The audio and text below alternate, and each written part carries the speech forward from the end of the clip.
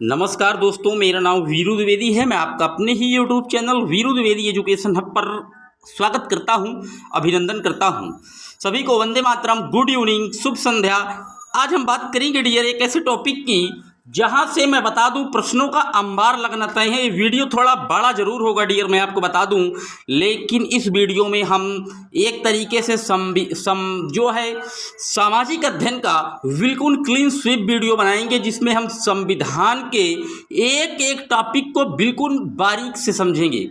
पहले मैं कुछ प्रश्न कराऊंगा, फिर आपको थ्योरी के माध्यम से भी समझाऊंगा और फिर उसके बाद प्रश्न कराऊंगा डियर। वीडियो थोड़ा लंबा जरूर बनेगा, ये बिल्कुल तय है, लेकिन आप संविधान में महारत हासिल कर लेंगे इस वीडियो से, मेरा वादा है डियर आपसे। जितने भी लोग चैनल पर पहली बार विजिट कर रहे हैं, सब्सक्राइब करें और इस वीडियो को कई ग्रुपों में शेयर करें दोस्त, ताकि जो है ज़्यादा से ज़्यादा लोग अपने ज्ञान में वृद्धि कर पाएँ। तो आइए शुरू करते हैं।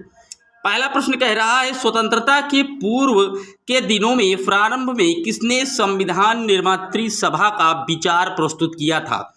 मतलब स्वतंत्रता के पहले ही संविधान जो निर्मात्री का जो विचार था किसने प्रस्तुत कर दिया था?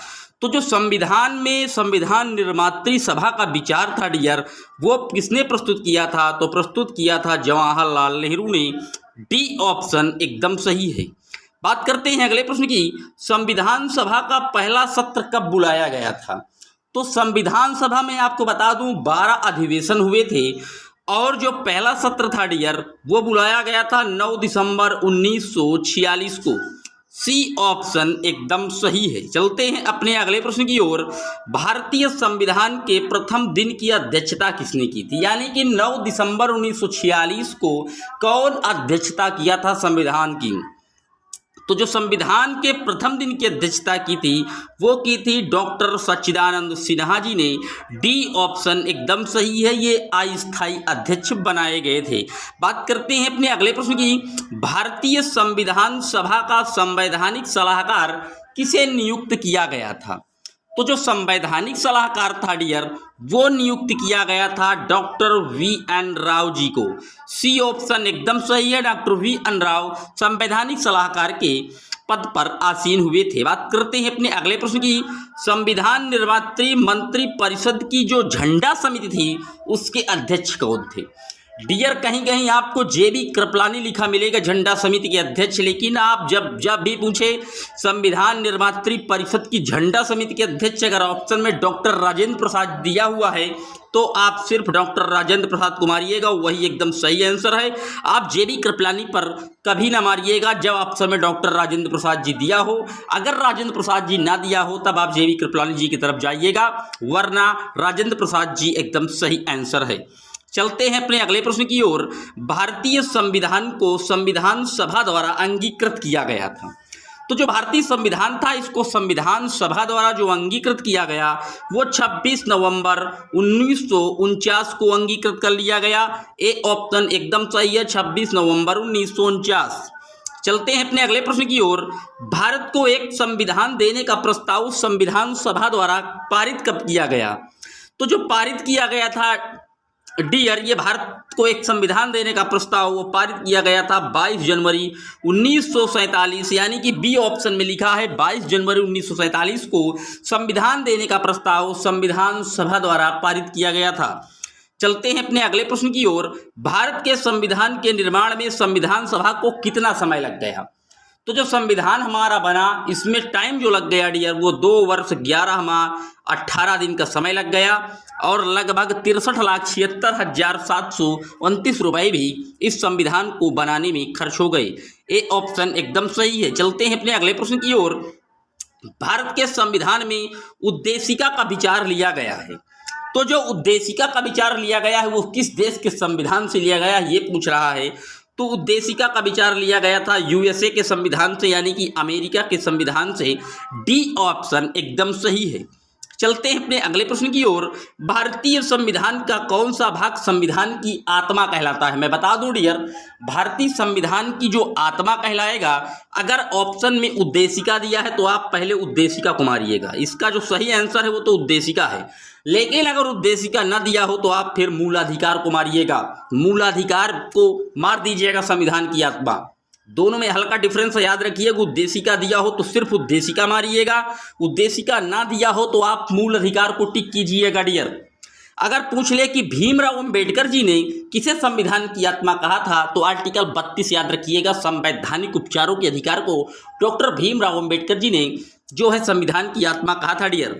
बात करते हैं अपने अगले प्रश्न की। निम्नलिखित में से किस एक का भारतीय संविधान की प्रस्तावना में उल्लेख नहीं है, मतलब प्रस्तावना में कौन सी चीज नहीं मिलती? तो संप्रभु, समाजवादी, गणतंत्र तीनों मिलते हैं, लेकिन संघात्मकता की कोई बात प्रस्तावना में प्रीलिम्स में नहीं की गई। इसका जो सही ऑप्शन है वो डी एकदम सही जवाब है। चलते हैं अपने अगले प्रश्न की ओर। भारतीय संविधान में कौन सा अनुच्छेद नागरिकता से संबंधित है? तो बता दें, अनुच्छेद जो है वो 5 से 11 है डियर, सी ऑप्शन एकदम सही है। और ये पड़ता है भाग 2 में, ये भी आप याद रख लीजिए, भाग 2 के अनुच्छेद 5 से 11 में नागरिकता का वर्णन मिलता है डियर। चलते हैं अपने अगले प्रश्न की ओर। भारतीय संविधान का अनुच्छेद 25 का संबंध किससे है?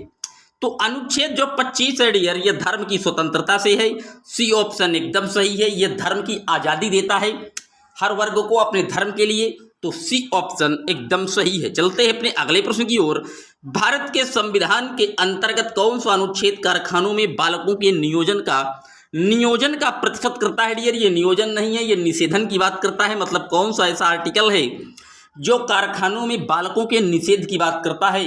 तो जो कारखानों में बालकों के निषेध की बात करता है अनुच्छेद 24। अनुच्छेद 24 कह रहा है डी ऑप्शन में कि छोटे छोटे जो बालक हैं जिनकी उम्र 16 साल के अंदर है, उनको कल कारखानों में खतरनाक कामों में नहीं लगाया जाएगा, ये प्रश्न कह रहा है।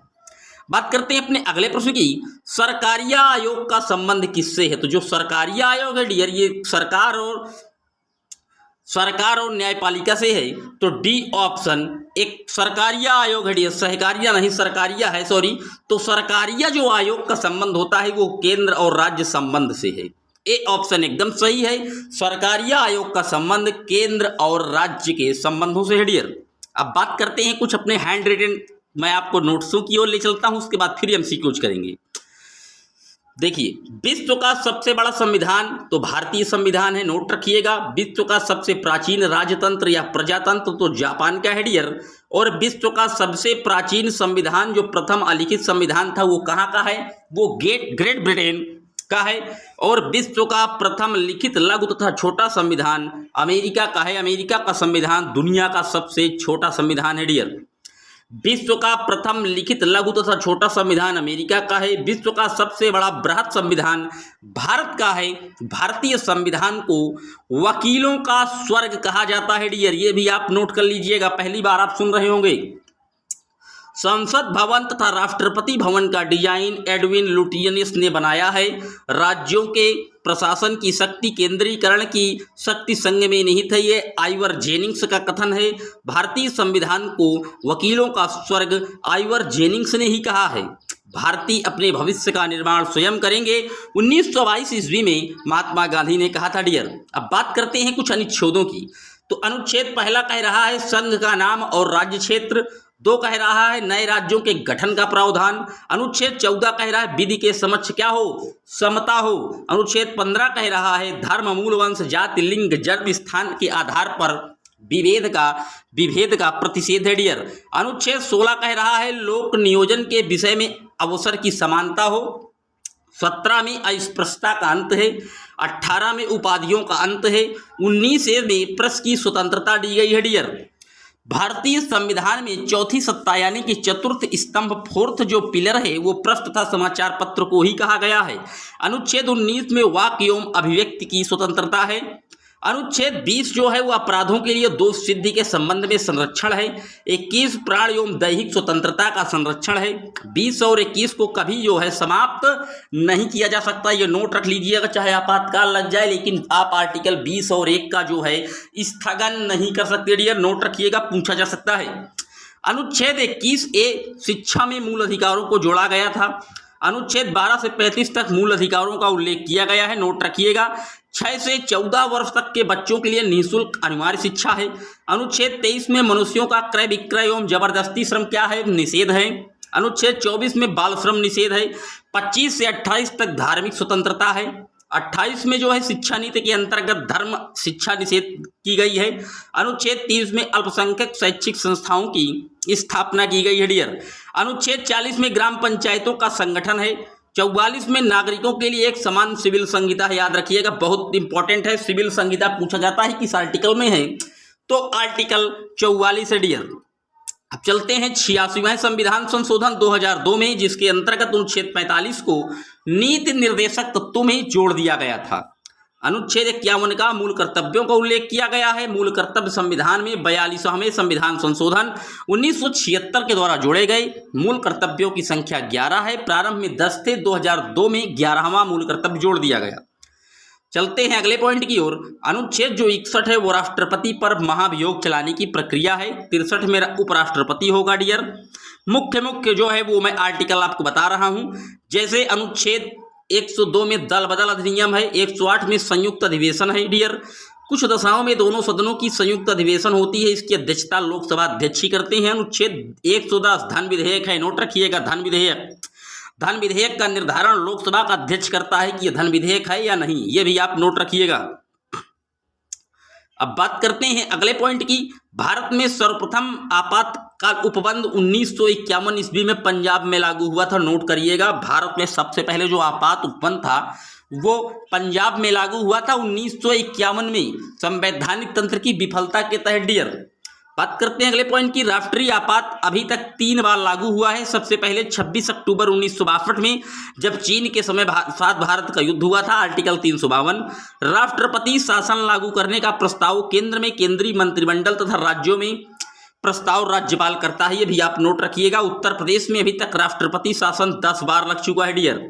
राष्ट्रपति आपात की समयावधि 6 माह होती है। इसके बाद संसद में प्रस्ताव करके बढ़ाया जा सकता है। अगर आर्टिकल 300 का की बात करें तो संपत्ति का विधिक अधिकार है ये। अनुच्छेद 331 राष्ट्रपति के द्वारा संसद में सदस्यों की नियुक्त करता है। अगर अनुच्छेद 343 की बात की जाए तो संघ की राजभाषा हिंदी तथा लिपि क्या होगी, देवनागरी होगी डियर। अनुच्छेद 368 जो कि संविधान संशोधन की प्रक्रिया की बात करता है। ये था थ्योरी थोड़ा। अब आइए फिर एमसीक्यूज करते हैं डियर। संविधान द्वारा अंतिम रूप से पारित संविधान में कुल कितने अनुच्छेद तथा सूचियां शामिल थी डियर? तो जब अनुच्छेद हमारा बना उस समय जो है 395 अनुच्छेद और 8 अनुसूचियां तथा 22 भाग थे। इसका सी ऑप्शन एकदम सही है। चलते हैं अपने अगले प्रश्न की ओर। संविधान के किस अनुच्छेद में यह अंकित है कि इंडिया अर्थात भारत को है राज्यों का एक संघ होगा? तो ये कहा गया है अनुच्छेद 1 में। ए ऑप्शन एकदम सही है। बात करते हैं अपने अगले प्रश्न की। भारतीय संविधान के किस अनुच्छेद के अंतर्गत नागरिकों को मौलिक अधिकार प्रदान किए गए हैं? तो जो मौलिक अधिकार है डियर, ये 12 से 35 के बीच प्रदान किए गए हैं, यानी कि बी ऑप्शन एकदम सही है। बात करते हैं अपने अगले प्रश्न की। भारत का संविधान स्पष्टता प्रेस की आजादी की व्यवस्था नहीं करता, क्योंकि आजादी क्या है, अंतर्निहित है किसमें, 19(1) में। सी ऑप्शन एकदम सही है, चौथा स्तंभ माना गया है। बात करते हैं अपने अगले प्रश्न की। भारतीय संविधान के किस अनुच्छेद में अल्पसंख्यकों के हितों के संरक्षण की व्यवस्था की गई है? तो जो अल्पसंख्यकों के हितों की संरक्षण की व्यवस्था है वो आर्टिकल 29 में है डियर। बी ऑप्शन एकदम सही है। बात करते हैं अपने अगले प्रश्न की।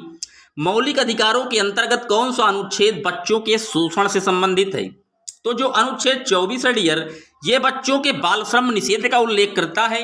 14 वर्ष से कम आयु के बच्चों को खाना तथा कारखानों में काम करने से क्या किया जाएगा, प्रतिबंधित किया जाएगा डियर। तो डी ऑप्शन एकदम सही है। बात करते हैं अगले प्रश्न की। कौन सा अनुच्छेद के अंतर्गत भारत का सर्वोच्च न्यायालय नागरिकों के मौलिक अधिकारों की रक्षा करेगा? अनुच्छेद 32 के तहत डियर जो है संविधान में जो प्राप्त मौलिक अधिकार हैं इनकी रक्षा जो है सुप्रीम कोर्ट या हाई कोर्ट करेगा डियर। बात करते हैं अपने अगले प्रश्न की। भारतीय संविधान का कौन सा अनुच्छेद राज्य सरकार को ग्राम पंचायत के गठन का निर्देश देता है? तो जो अनुच्छेद 40 है डियर, ये जो है भारतीय संविधान जो है राज्य सरकारों को ग्राम पंचायत का गठन करने का आदेश देता है। सबसे पहले जो पंचायती राज की व्यवस्था थी वो राजस्थान के नागौर से शुरू हुई।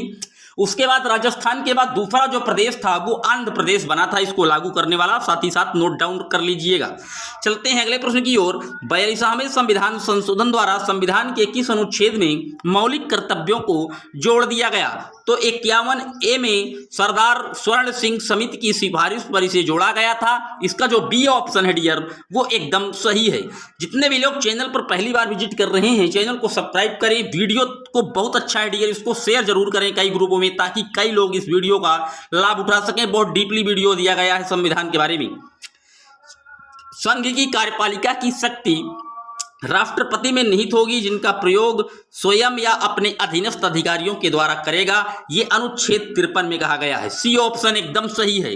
बात करते हैं अपने अगले प्रश्न की। भारत के संविधान में किस अनुच्छेद के अंतर्गत भारत के राष्ट्रपति पर महाभियोग चलाया जा सकता है? तो महाभियोग का जो प्रोसेस है डियर वो आप आर्टिकल 61 में दिया गया है, अनुच्छेद 61 यानी कि ए ऑप्शन में दिया गया। बता दूं महाभियोग एक लंबा प्रोसेस है, इसको किसी के ऊपर चलाने से पहले उसको 14 दिन पहले सूचित किया जाता है कि डियर आपके ऊपर महाभियोग का प्रोसेस किया जा रहा है। इसके लिए पहले लोकसभा से पास होना पड़ेगा, फिर राज्यसभा से, फिर राष्ट्रपति। बहुत लंबा प्रोसेस है डियर। मैं आपको बता दूं आज तक ये कभी हमारे देश में किसी के ऊपर महाभियोग चले बहुत हैं भाई, जस्टिस दीपक मिश्रा के ऊपर भी चला था लेकिन कभी फॉलो नहीं हुआ, पूर्ण रूप से जो है इसका सफल नहीं हुआ, नोट रखिएगा। चलते हैं अपने अगले प्रश्न की ओर। संविधान के किस अनुच्छेद में उपराष्ट्रपति पद का प्रावधान किया गया है? तो जो उपराष्ट्रपति पद का प्रावधान है वो अनुच्छेद 63 में किया गया है। सी ऑप्शन एकदम करेक्ट है। चलते हैं अपने अगले प्रश्न की ओर। भारत के महान्यायवादी की नियुक्ति से संबंधित कौन सा अनुच्छेद है? तो जो महान्यायवादी की नियुक्ति है वो आर्टिकल 76 में दी गई है डियर। महान्यायवादी वर्तमान में के वेणुगोपाल जी हैं जिनका कार्यकाल अभी हाल ही में 1 वर्ष के लिए और बढ़ा दिया गया है, यानी कि ये 2022 लास्ट तक अपने पद पर बने रहेंगे। बात करते हैं अपने अगले प्रश्न की। संविधान के किस अनुच्छेद द्वारा संसद में संयुक्त बैठक का प्रावधान है? तो जो संयुक्त बैठक का प्रावधान है डियर वो अनुच्छेद 108 में है। संयुक्त बैठक को जो बुलाता है वो राष्ट्रपति बुलाता है डियर। जब गतिरोध हो जाता है दोनों सदनों में, राज्यसभा और लोकसभा में, तब राष्ट्रपति जो है संयुक्त बैठक आहूत कर देता है, बुला देता है, लेकिन इसका संचालन लोकसभा के अध्यक्ष ही करते हैं डियर। और लोकसभा अध्यक्ष इस समय प्रेजेंट टाइम पर ओम बिरला जी हैं जो कोटा राजस्थान से सांसद हैं। बात करते हैं अपने अगले प्रश्न की। संविधान के किस अनुच्छेद के अंतर्गत राष्ट्रपति अध्यादेश जारी कर सकता है? तो राष्ट्रपति 123 के अंतर्गत जो है अध्यादेश जारी कर सकता है। अगर राज्यपाल की बात पूछी जाए तो 213 के अंतर्गत वो भी राज्यपाल भी अध्यादेश जारी कर सकता है डियर। बात करते हैं अपने अगले प्रश्न की। भारतीय संविधान के किस अनुच्छेद के अंतर्गत अखिल भारतीय सेवाओं के प्रश्न का उल्लेख मिलता है? तो अखिल भारतीय जो सेवाएं होती हैं डियर ये 312 के अनुच्छेद के अंतर्गत आती हैं। सी ऑप्शन एकदम सही है। अब बात आई है अखिल भारतीय सेवाओं की, तो बता दें जो अखिल भारतीय सेवाओं के सृजन का अधिकार है वो सिर्फ और सिर्फ राज्यसभा को है। ये एक विशेष अधिकार है राज्यसभा का, नोट कर लीजिएगा। चलते हैं अपने अगले प्रश्न की ओर। संपत्ति का अधिकार संवैधानिक अधिकार है, ये बताया गया है किसमें? ये बता दिया गया 300 का में। पहले ये कभी मूल अधिकार हुआ करता था डियर, लेकिन बाद में इसे हटाकर महज एक कानूनी अधिकार बना दिया गया। डी ऑप्शन एकदम सही है। बात करते हैं अपने अगले प्रश्न की। भारतीय संविधान के अंतर्गत निम्नलिखित में से कौन सा अनुच्छेद संसद को राज्य सूची के विषय में संबंध और विधि बनाने की शक्ति प्रदान करता है? तो आर्टिकल कौन सा है? 249 है डियर। ये डी ऑप्शन एकदम सही है। अब बात करते हैं कुछ हैंड रिटन पॉइंटों की, तो आइए शुरू करते हैं। राष्ट्रीय ध्वज को 22 जुलाई 1947 ईस्वी में अपनाया गया था। बात आई है राष्ट्रीय ध्वज की, तो जो इसका निर्माण था डियर इसको जो अंगीकृत किया गया था वो पिंगला वेंकैया के द्वारा किया गया था। भी आप नोट रखिएगा, इसका जो अनुपात है वो 3:2 है डियर। बात करते हैं अगले पॉइंट की। राष्ट्रीय गीत तथा राष्ट्रीय गान 24 जनवरी 1950 को अपनाया गया था।